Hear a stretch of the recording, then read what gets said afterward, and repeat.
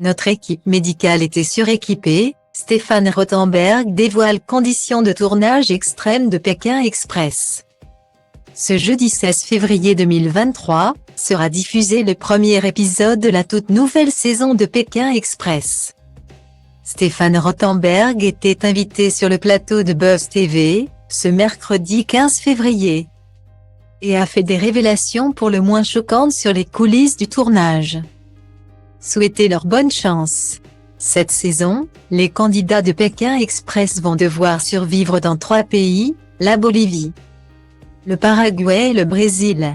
Les fans de l'émission ont hâte de découvrir dès demain les aventures de Stéphane Rothenberg et de sa nouvelle équipe.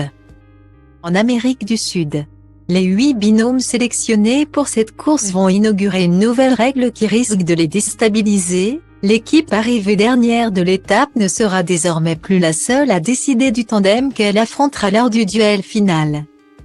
Mais toutes voteront à bulletin secret. On a hâte de rencontrer les nouveaux candidats.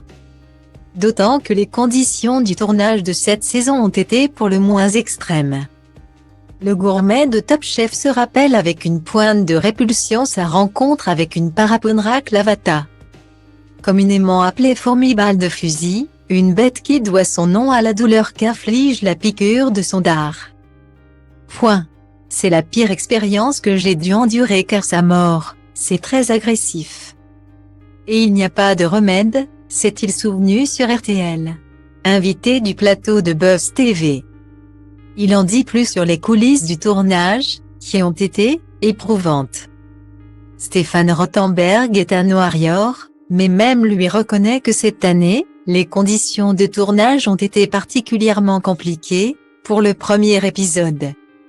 On a quitté Paris le 23 août, il faisait très chaud et beau et on est arrivé à 4000 mètres d'altitude à La Paz en hiver. Il faisait froid. Les candidats se sont baignés dans le lac Titicaca à 6 degrés. Ils ont été saisis, commence-t-il à raconter, avant de rassurer les journalistes en leur apprenant qu'une batterie de tests médicaux sont réalisés au préalable sur les participants. Le présentateur révèle qu'il devait porter en permanence une bonbonne à oxygène.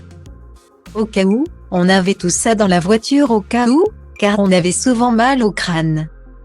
Notre équipe médicale était suréquipée par rapport au Paraguay et au Brésil. Une saison qui s'annonce chaude bouillante.